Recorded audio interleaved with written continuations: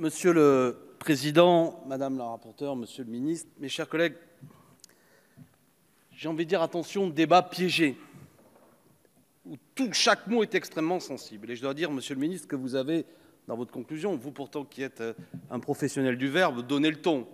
Quiconque critiquera cette loi sera sans doute demain ceux qui accuseront de laxisme je ne sais trop qui, ou qui profiteront de l'occasion pour dire qu'il n'en a pas été fait assez, alors que précisément on peut discuter, et je vous connais, Monsieur le garde des Sceaux, nous vous connaissons, du fait qu'il y a eu depuis 8 ans plus de 10 lois antiterroristes qui chacune, chaque fois, entendaient régler définitivement la question, voulant précisément mettre un terme au prétendu laxisme qui avait été le responsable des drames que nous avons vécus.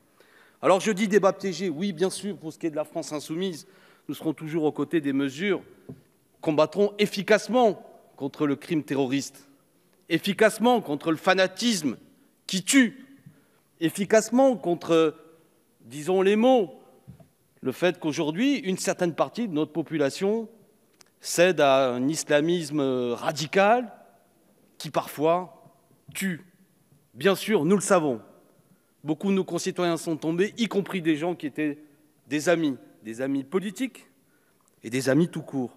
Donc de ce point de vue-là, nous n'avons pas, et je ne crois pas que c'était le cas de qui que ce soit, mais nous sommes, me semble-t-il, dans une volonté, effectivement, d'agir efficacement. Mais d'agir efficacement et de ne pas céder, tel que je le disais tout à l'heure, à un sentiment général qu'il faut qu'à chaque mandature, chaque équipe, chaque année, une nouvelle loi vienne. Pourquoi? Non pas pour avoir une efficacité pour lutter contre le terrorisme, mais pour donner, dans le débat public, le gage comme quoi nous prenons des mesures fermes et que nous ne sommes pas comme les prédécesseurs et qu'en quelque part, nous avons tiré les leçons et nous ne sommes pas responsables des futurs crimes qui auraient lieu.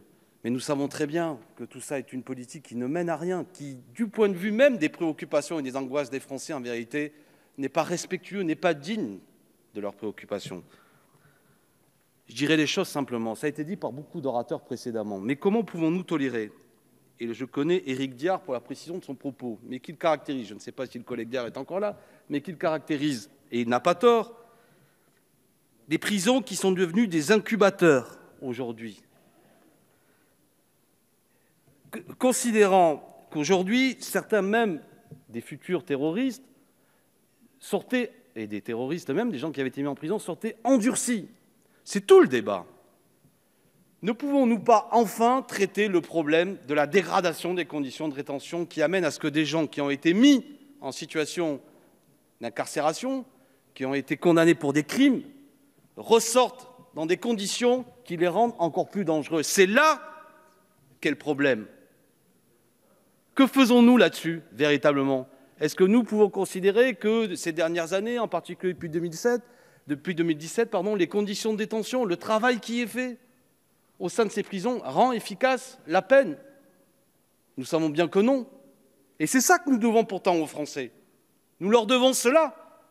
C'est extrêmement difficile, j'en conviens. Cela, sans doute, aura encore beaucoup de tâches devant nous et amènera à ce que, bien souvent, nous ne soyons pas totalement satisfaits du travail réalisé. Mais nous savons qu'à l'heure actuelle, les conditions, notamment de surpeuplement de nos prisons, ne règlent absolument pas le problème.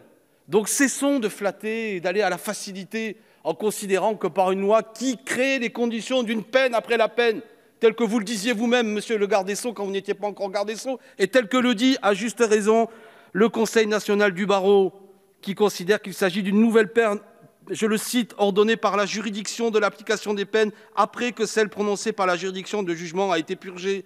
Et le Conseil national des barreaux, vous savez, ceux qui organisent le beau métier d'avocat, indispensable à une démocratie, invite les parlementaires à faire prévaloir les principes fondamentaux du droit, notamment les principes de l'égalité, de non-rétroactivité, de non-cumul des poursuites et des peines.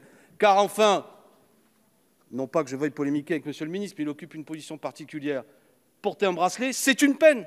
C'est une peine. Et c'est une peine après la peine. On ne peut pas se limiter seulement que la loi et la CMP amènent à ce que... Si, c'est une peine. C'est une peine. Donc vous voyez, revenons à l'essentiel. Que faut-il faire? Donner des vrais moyens de lutte contre le terrorisme? Oui, notamment en donnant des moyens à ce que ceux qui ont été mis en détention, lorsqu'ils seront mis dehors, auront un réel suivi, y compris psychologique, créer les conditions de ces foyers de fanatisme qui soient asséchés. Non seulement, c'est une tâche, bien souvent, il ne me semble pas que les mesures qui aggravent les inégalités règlent le problème. C'est à cela que nous devons agir. Mais participer à l'affichage sécuritaire, remettre en cause des principes fondamentaux du droit ne nous semble pas une réponse adaptée à la situation qu'exige pour nous, qu'exige de notre part l'ensemble de nos concitoyens. Voilà pourquoi, en précisant bien qu'il s'agira toujours de notre part d'être du côté d'une lutte efficace contre le terrorisme, mais nous ne nous retrouvons pas dans cette loi et nous ne la voterons pas. Je vous remercie.